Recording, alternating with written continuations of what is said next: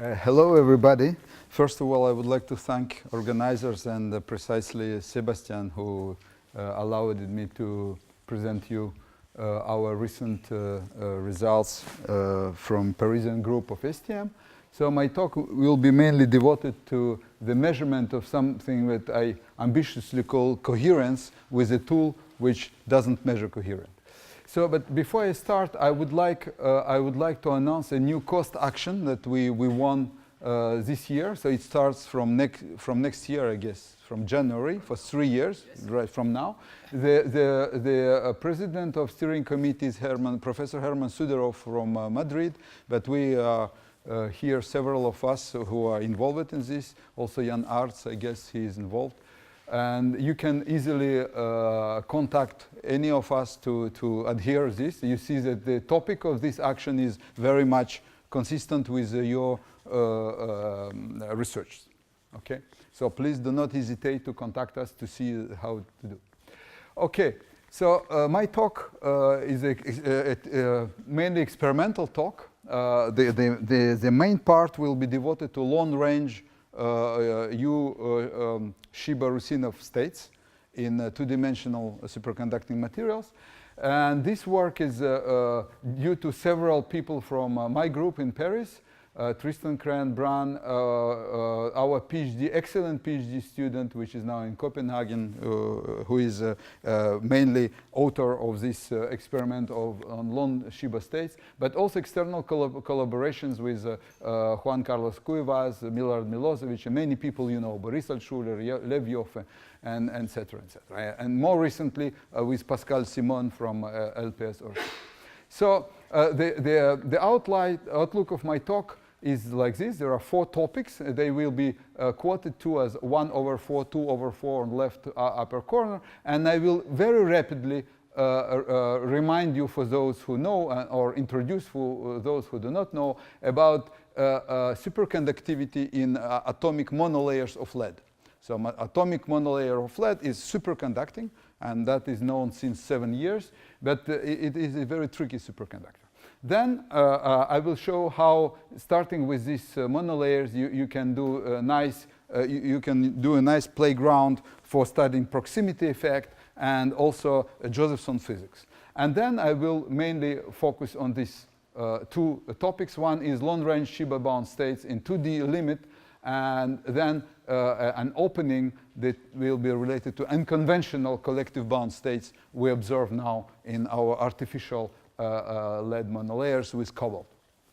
Okay, so the story started from a completely different topic, and the idea was to study confinement effect on vortices, on abrikosov vortices. For this we needed islands, and lead on silicon is known to follow so-called Stransky-Krastanov scenario, where above one monolayer of wetting layer of lead, the growth continues in 3-dimensional islands. So basically what you see here are terraces of silicon 111. So each step here is just single atomic step of silicon.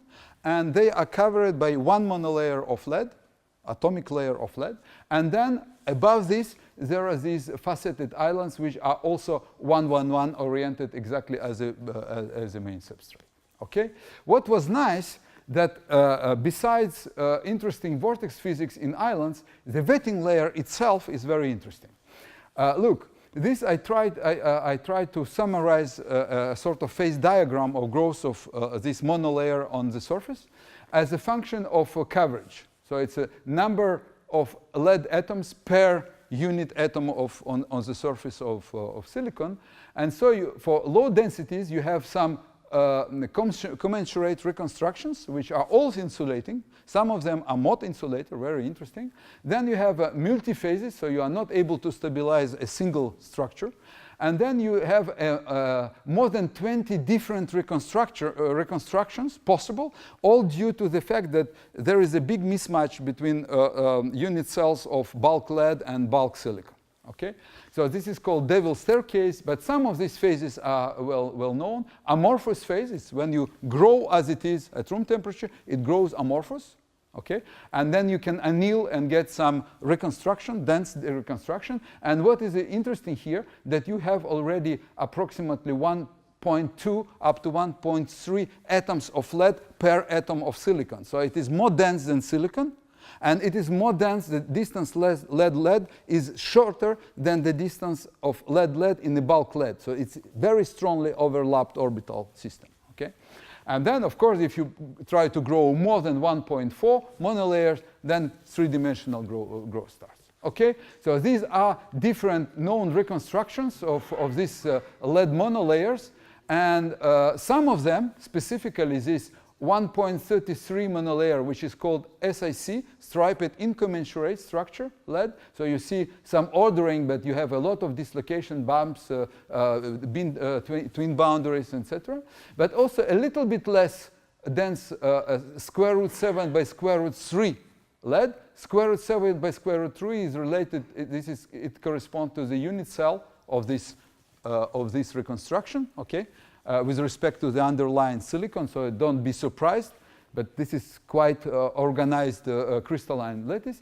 And in this work of Chinese group, it was shown that this system has a gap in the spectrum, in the excitation spectrum, below 2 Kelvin. So it was supposedly superconducting.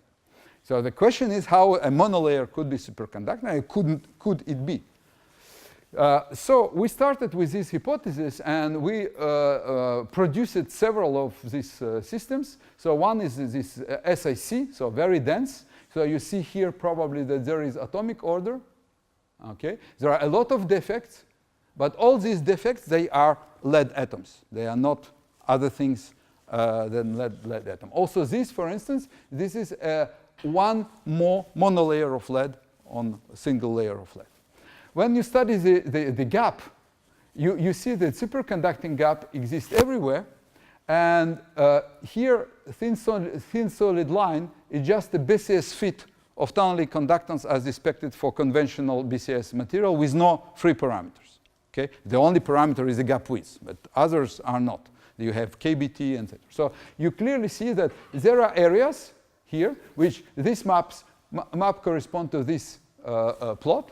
Okay, this is topography. This is zero bias map, and you see that sorry, not zero bias, but the height of peak map, and so you see that in many areas the spectrum in red here, okay, corresponds very well with what is expected from BCS. So it's very clean system. You have a gap everywhere. Here, this is a gap map, so the density of states at the bottom.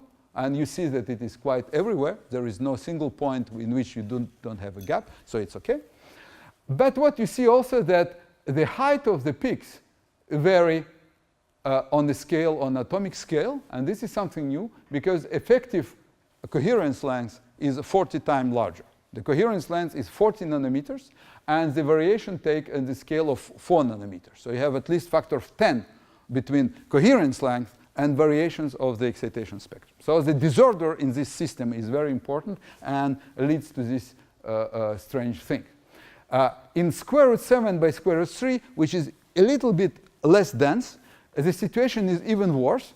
You have also a superconducting gap quite everywhere, but now not only the height of quasiparticle peaks changes, but also you have some excitations inside the gap.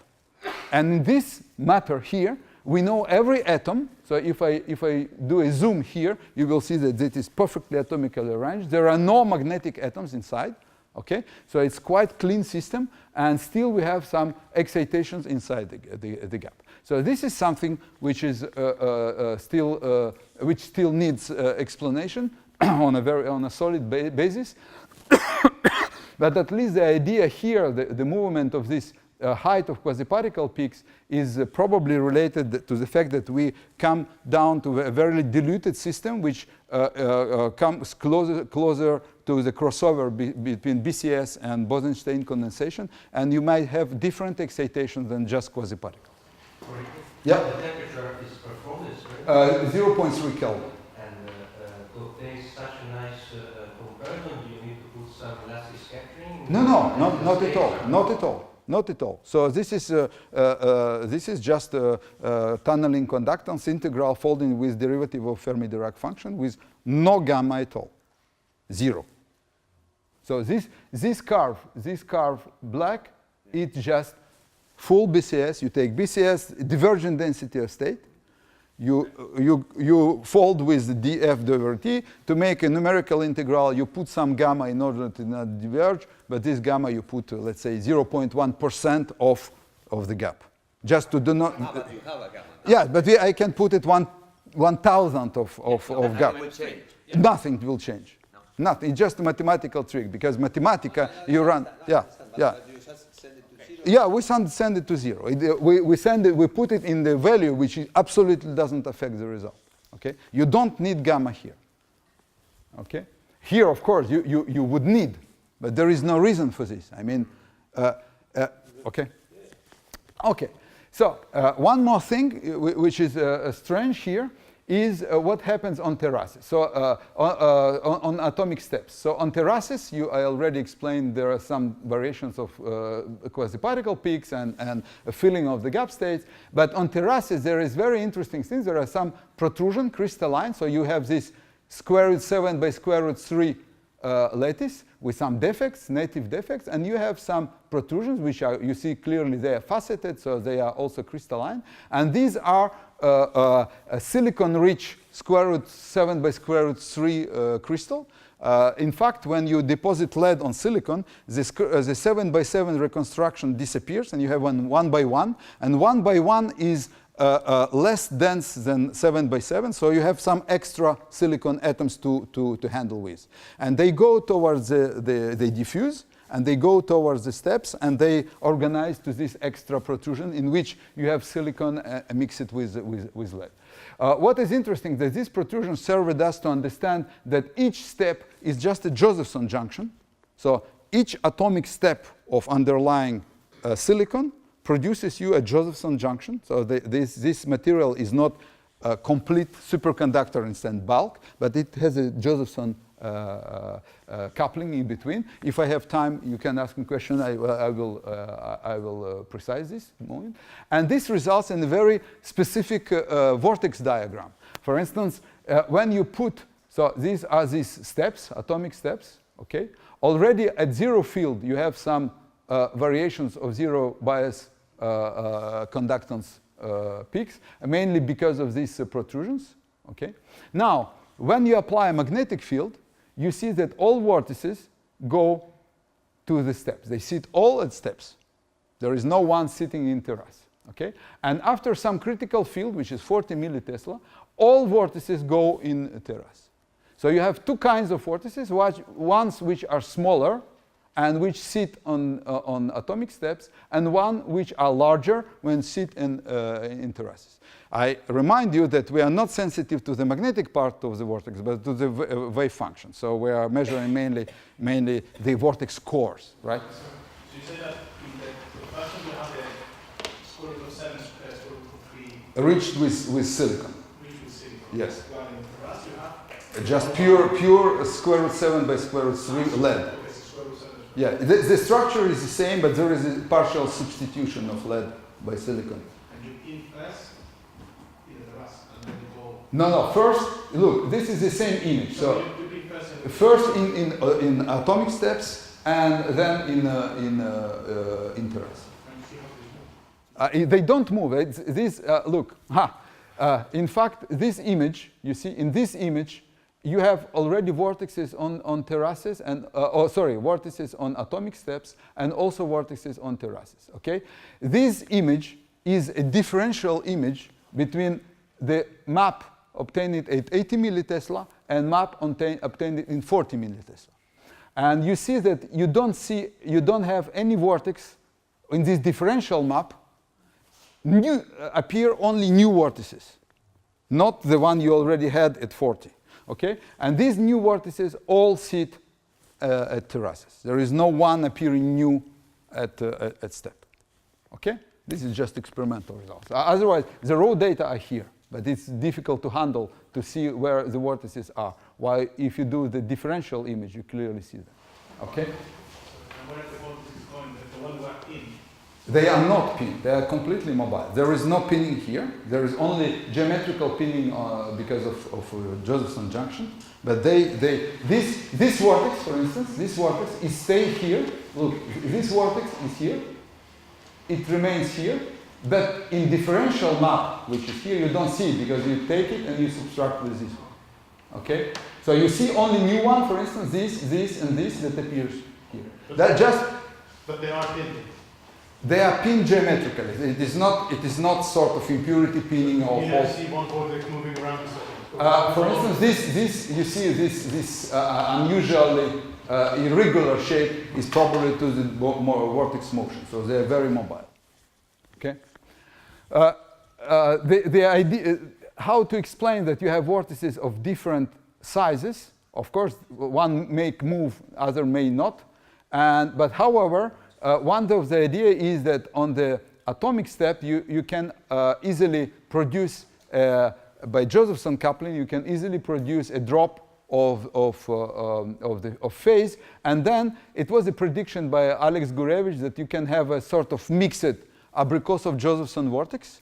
The part of the vortex is sitting in the barrier, and which is just atomic step, and the part of the vortex is outside, and the part you see is only the partial part. Okay, and if you have a Abrikosov vortex, you have pi shift here and pi shift there. Okay, the same. By the way, I wanted to tell you that the same results were obtained on indium on silicon, so it is exactly the same system but with indium. And they also, a Japanese group, they also observed elongated and small vortices on atomic steps and more round, bigger vortices at terraces. Okay, it's this work in 2014. Okay, now I go to this Josephson physics. Look, we have, up to now I discussed this part, but if you do not anneal amorphous phase, you don't obtain this one, you remain with amorphous, and amorphous phase is not superconducting.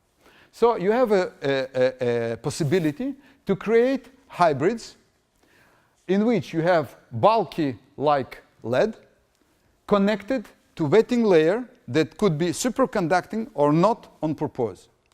So you simply prepare just one monolayer.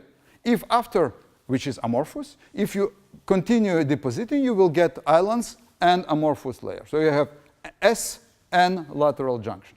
If you start with amorphous layer, you anneal it, you will make a reconstruction, you cool it down, you continue now with lead, you will have islands on a superconducting background. So you will have lateral superconductor bulk lead. In fact, it will be 6.2 because there is a size effect, but forget about. 6.2 Kelvin superconductor and 1.6 to 1.8 Kelvin another one. So you can study differentially SS prime proximity or SN proximity, which is not the same. Okay, and yesterday we had a discussion about use of Usadel equation. Okay, and I can tell you that if you don't handle self-consistently condition, you miss very important part in both in the density of states and also in the extent of superconducting correlations. In particular, if you study this S1, S2 junction at a temperature at which this one is already superconducting, but this one not yet, the system doesn't behave as SN junction. It's different. The fact that here you have electron-phonon interaction produces a real superconductivity here. Near the edge on the normal side, you get real superconductor. It's not just a propagation of fluctuation. You have a hard gap. You have Cooper pairs. Okay? And also another effect, that if you don't handle self-consistently, you will get much faster decay of correlations with respect to what is experimentally observed. So you think it's a mini gap? No, it's not only a mini gap, you have a finite... You have a finite pair, you have delta. You have final delta. Because you can also open a gap in the normal, a hard gap. No, you can't. The mini gap? No. You need the next boundary. If you don't have, there is no. But you have another superconductor. No, it's far. It's very far. It's quite infinite. By the way, now it's the same. If you do the same with amorphous layer, so you start with superconducting island, but now this time it's amorphous layer. Okay. Then look how looks the spectrum. This spectrum is just a hard gap measured on the last atom of the lead island. Okay. Now. You go down, of course you have a shadow effect because your island is more sharper than your tip, so you have some part that you cannot see, okay? But once you land it to the surface, you immediately see this spectrum. Look, the quasi-particle peaks are still there, but the gap has gone. So you have a V shape, and this is exactly what Usadel predicts. But to do this, with interaction. No, why? No. I mean, in order to get this, we needed the P of E in the theory. If you don't do it, you don't have a gap. No, neither. It will always give you the shape for infinity, for sure. Without PD, for sure. Okay, let's. No, I mean, we did this calculation. No, this is Of course. Yeah, of course, of course. But what? That's another story. Okay, I go too fast. So the problem with this is that the interest, why we started, why we measured it. Sebastian, you're delaying me. Okay. Chairman, please consider. Okay. The interest of this. No, I will stop. The interest of this is that due to this granularity, very granularity, this metal is correlated. So you have Coulombic interactions, and you have correlations. Okay. So it was a deal to study how the superconducting correlations propagate in this correlated metal. Okay. And unfortunately or fortunately, we were able to take it into account just by combining two approaches. One is Usadel, and another one is PE function. You know basically it tells you that when you have a quasi-particle that tunnels from one to another, it has one material to another. It has some probability to lose a part of or acquire a part of its energy to the environment or from the environment. Okay, so it's a little bit complicated, but the nice thing that theoretically with this double theory, we were able, Sebastian was able to Carlos and Sebastian were able to handle this nice. Okay. What gives the resistance to the P of E theory? What gives? P of E theory contains a resistance. Here, yes, exactly. Here it is sheet resistance of, so it is sort of inverted PE. So it is not resistance of tunneling impedance, it is a resistance of sheet resistance of the material, which is about 900. But that's the usual, so it's kind of the shunt axis. Yes. Yeah. Okay. Could I have also a quick question? So is this not generating, the substrate is generating superconductivity, so this is more or less electron repulsive superconductivity? What do you mean? Which is silicon? So you have now the substrate, lead and the substrate, and this is what is generating the substrate in some sense, or what substrate is an insulator. Okay. At this temperature, you have a gap which is 0.6 electron volt below the Fermi energy of lead and 0.5 electron volt above. This is the gap. So the energy, the Fermi energy of your monolayer lead is just in a bulk gap of silicon. You don't have states that gives you. You may have phonons from silicon that give, but the electronic density comes from lead. Okay. Now I come to the case where you can have two islands which are close to each other. In such a case, of course, the superconducting correlations can appear. Okay. And you have a mini gap, as shown here, a mini gap there, while of course here the self-consistently equations, the delta, is 0. So you have a mini gap, but delta is 0. Because Vk prime, which is a part of self-consistently Usadel equation, is 0, and this is a prefactor of self-consistently integral. Okay? Now, let us take a look on the collection of those islands. So you see here, this is a topographic image. These are point spectra. So you see, for instance, that a spectrum taken here, you observe a gap of lead. A spectrum taken in for instance, position pi shows you a small mini gap. Okay. In G, which is closer in between, this mini gap is larger. And far from them, okay, you have just this DCB Altshuler, sort of Altshuler-Aronoff, which is nothing to do with superconductivity. The size of this image is 1 micron. Okay, so you see that this is something like 100 nanometers. And the thickness of those islands is 7 monolayers. So each depletion you see in color, just 1 atomic layer of lead missing. Okay, so now if I do a gap map, so this is zero bias conductance map, in which I put black point if I have a gap, and I put yellow and red point in which I don't have a gap. So I clearly see that the islands are superconducting. I clearly see that the wetting layer is not. And I clearly see the decay of superconducting correlations around. Okay? What is interesting that I have situations in which the islands do not connect each other, but I still have superconducting correlations everywhere. Okay? And if I put this mini gap, I measure it here, here, here, it's basically the same. Now, if I apply a magnetic field, of course, I have abricose vortices in islands. Okay? All of them are the same, round, size to psi. I can measure psi from there. It's very nice, very easy, self-consistent. But I also have something here. You see? I have this proximity link broken, while it was still alive at zero field. Okay? Now take a look, and we have 3 more junctions, here, here, and there. Let us take a look on them. At 120 millitesla field, I have one such an object. Okay? Now I increase the magnetic field. I have 180 millitesla. I have 2 objects appearing. And here, when the link was broken, it reappears again. So it's clearly, it looks like interference effect. And it is.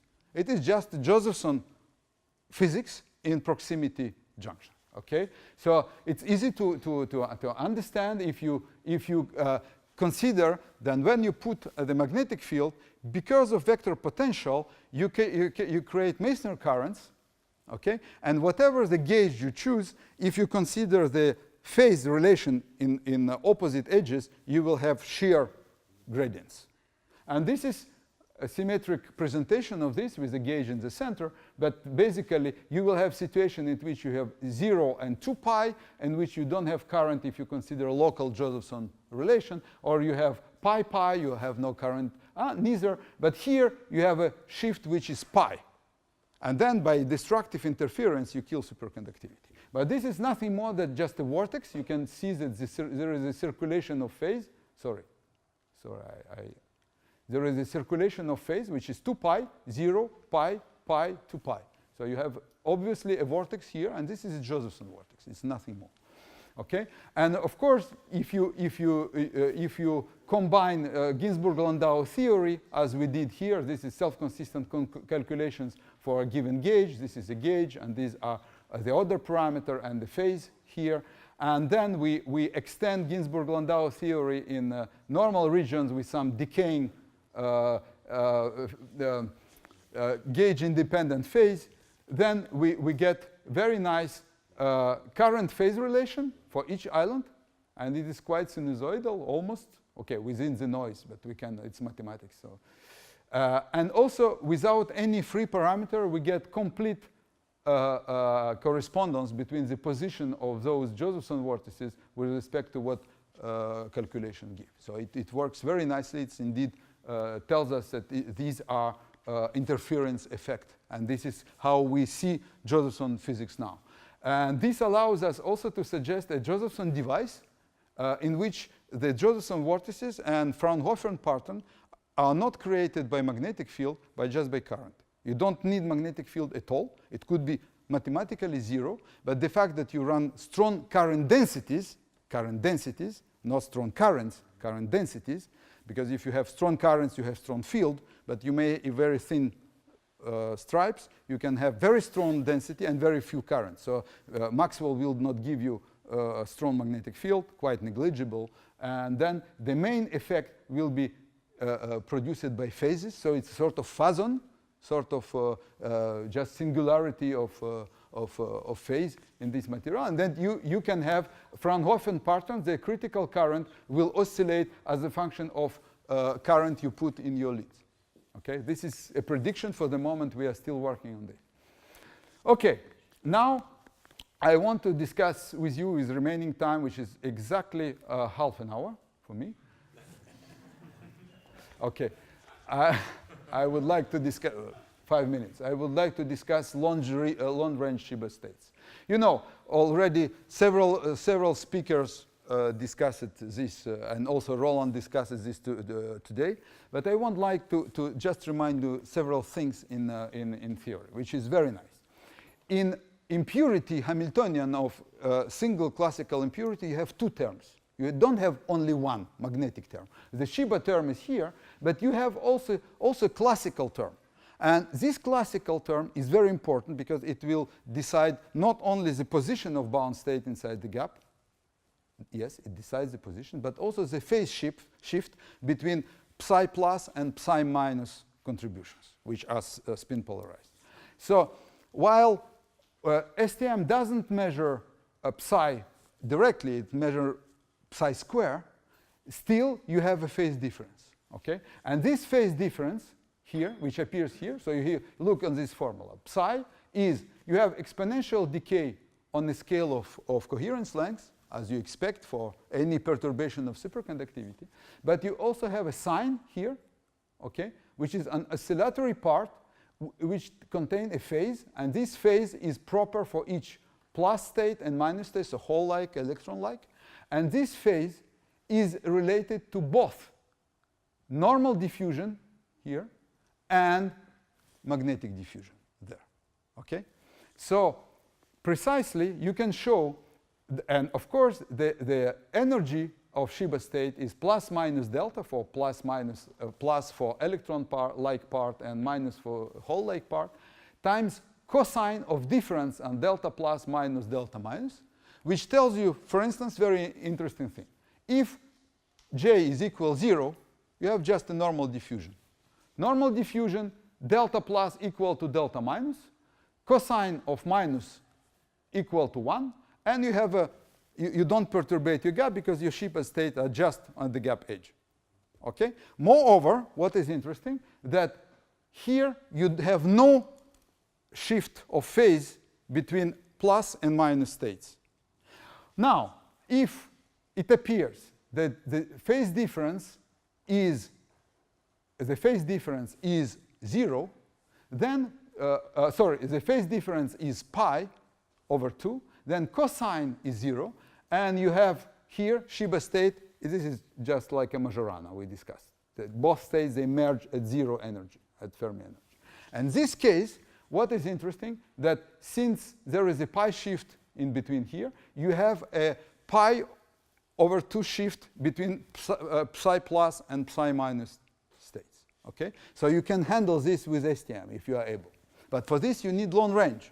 However, till now, all add atom Sheba states, they had only extent of about less than 1 nanometer. So they didn't have this oscillatory part from which you can extend the phase.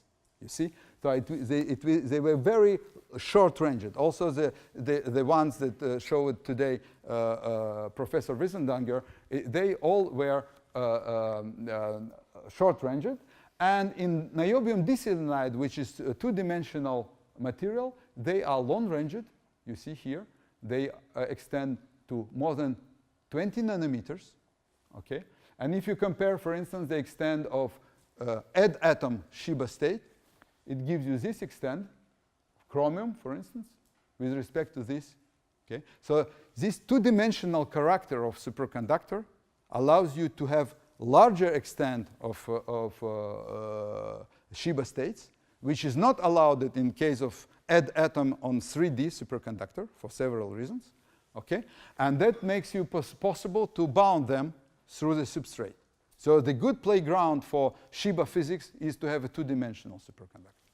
And finally, so if you look precisely what happens here, you have clearly this oscillatory part. You see? There is oscillatory part. And if you compare negative and positive peaks, you see that they are quite in opposite of phase in space. So this trace is just this one. Okay? And this is the energy. Positive, negative, positive peak, negative peak, and you see them in opposite, exactly like Sheba suggested, okay? And now, if you find other impurities in this, put other impurities, for instance, here is a cobalt impurity, and they produce Sheba peaks not very close to zero, but quite close to gap edges, and these peaks, they are almost in phase, okay, exactly as Sheba wave function suggests, okay? So I will tell you that in lead monolayers, if you put now artificially cobalt, you get also Sheba states, but these states are quasi one-dimensional because the Fermi surface of this material is quasi one-dimensional. They are also long range. You see this 10 nanometers. This is Sheba state. Okay, there are double peak here and here. And also even in disordered striped incommensurate structure, here you have speckle-like Sheba state. And finally, if you play with putting more and more cobalt in your lead, since lead always tries to be above, as Roland told us today, it's a surfactant, okay? So cobalt goes in the first monolayer of silicon, and basically you don't see cobalt at all. So your surface is just atomically flat surface of lead. But now if you do on this surface, you do scanning tunneling spectroscopy, you observe very strange things like this, some rings, and these rings disperse. So depending, this is at zero bias, and this is at some limited energy, they disperse, and spatially it gives you evolution of Sheba states with some situation in which they shrink to one single peak. And this is a Majorana state. By construction, it is not protected because you have nearby, you have also other Sheba states, but you clearly see the zero state, okay? And here I skip, and then I will come with a conclusion. Thank you very much.